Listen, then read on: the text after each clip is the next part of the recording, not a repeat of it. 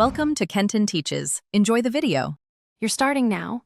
Wake and unlock the phone. If TalkBack is speaking, use two-finger swipe to scroll and double tap to activate items. Once unlocked, open Settings, tap once to highlight and double tap to open. Make sure you locate accessibility quickly by typing accessibility into the settings search bar or scrolling with two fingers. This gets you to the correct area without pausing. You'll need accessibility open to change the TalkBack state, so don't skip straight to accessibility shortcuts yet. Now that you're in accessibility, find TalkBack or Screen Reader. The name can vary slightly by Realme UI version.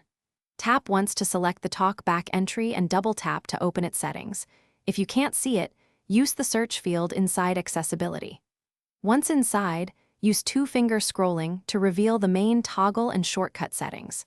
This is where you control the on/off state and adjust gesture behavior. Make sure you understand which toggle is active before you switch it off to avoid To disable TalkBack, focus the TalkBack toggle and double tap to switch it off.